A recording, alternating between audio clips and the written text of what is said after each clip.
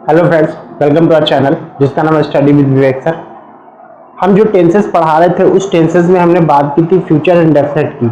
आज हम बात कर रहे हैं फ्यूचर कॉन्टिन्यूअस की कि फ्यूचर कॉन्टिन्यूअस टेंस होता क्या है, इसका यूज़ कैसे करते हैं, ठीक है, इसके बनाने के रूल क्या है, और हम अगर कन्वर्सेशन करना चाहें, कन्वर्सेशनल इंग्लिश में यूज़ करना चाहें तो उसका हम यूज़ कैसे कर सकते हैं। Now we are talking about future continuous.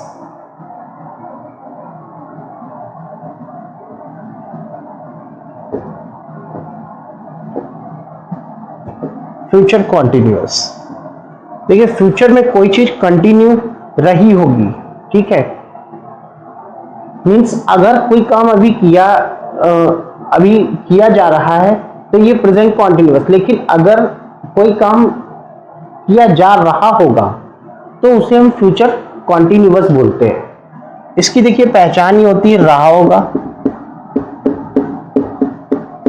रही होगी,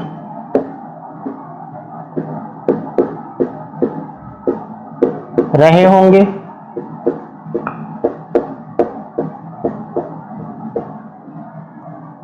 ठीक है। तो रहा होगा, रही होगी, रहे होंगे, ठीक है। इनका यूज करके हम फ्यूचर कॉन्टिन्यूअस का जो है सेंटेंस बनाते हैं। अगर हम बात करें पॉजिटिव सेंटेंस की, positive sentence means affirmative sentence, sentence की बात करें तो इसका जो बनाने का रूल है, सबसे पहले सब्जेक्ट, फिर विल के बाद बी, मेन वर्ब की first form plus ING plus object.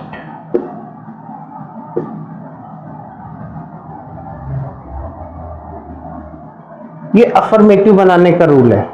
मैंने कहा मोहन खेल रहा होगा, तो क्या होगा, मोहन खेल रहा होगा,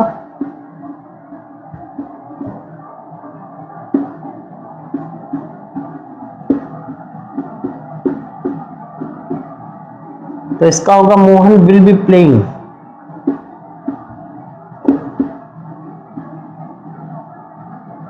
Mohan will be playing. Shyam TV देख रहा होगा, श्याम टीवी देख रहा होगा।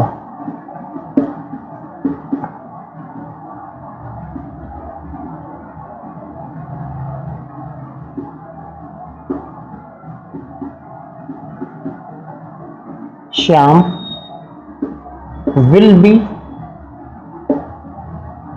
Watching TV, will be watching TV, ठीक है।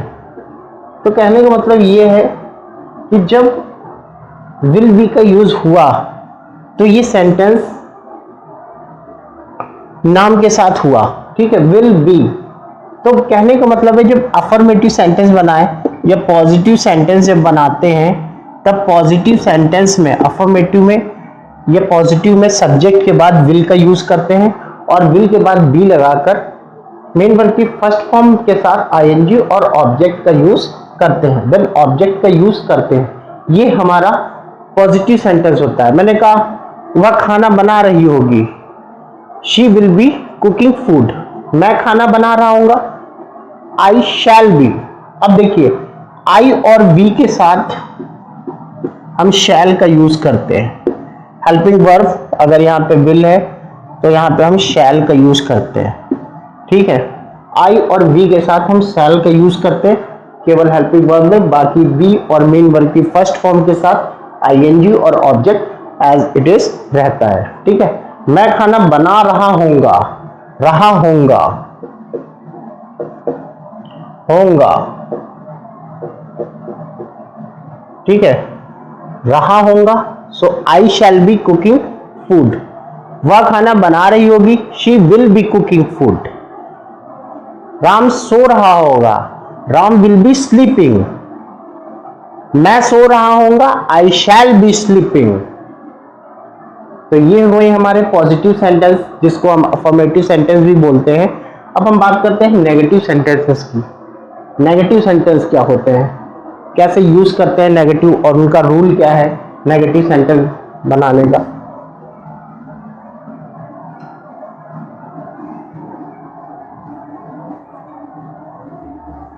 नेगेटिव सेंटेंस में केवल हमें एक चीज ध्यान देने वाली होती है, क्योंकि ये वाक्य नेगेटिव सेंटेंस जो है वो नकारात्मक सेंटेंस होता है, नकारात्मक वाक्य होता है नेगेटिव सेंटेंस।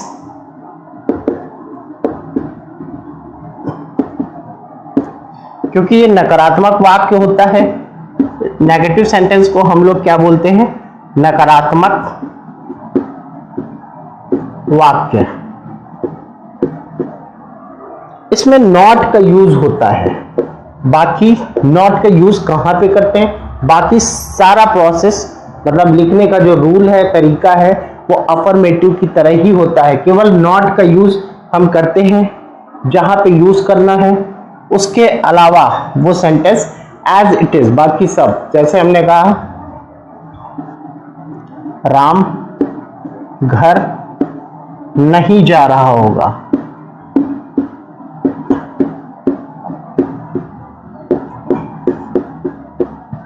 तो क्या हो जाएगा, राम विल नॉट बी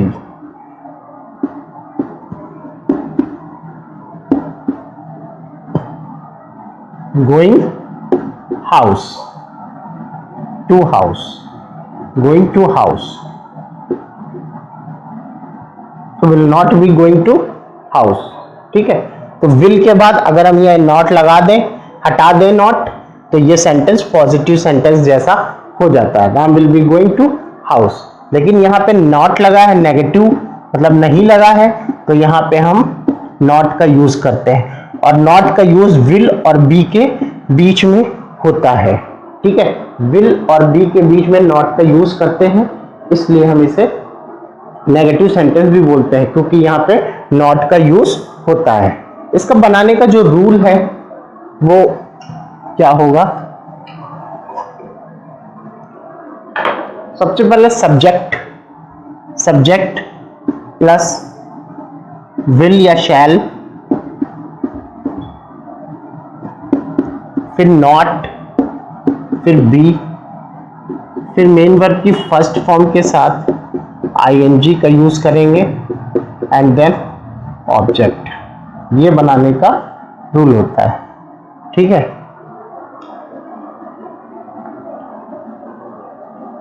मैं नहीं खेल रहा होऊंगा, I shall not be playing. Ram नहीं खेल रहा होगा, Ram will not be playing. Sita खाना नहीं बना रही होगी, Sita will not be cooking food. Shyam घर नहीं जा रहा होगा, Shyam will not be going to house. ठीक है, तो ये नेगेटिव सेंटेंस हुए, हम नॉट का प्रयोग विल और बी के बीच में करते हैं। ठीक है, ये चीज ध्यान देने वाली है, उसके अलावा सेंटेंस पूरा होता है।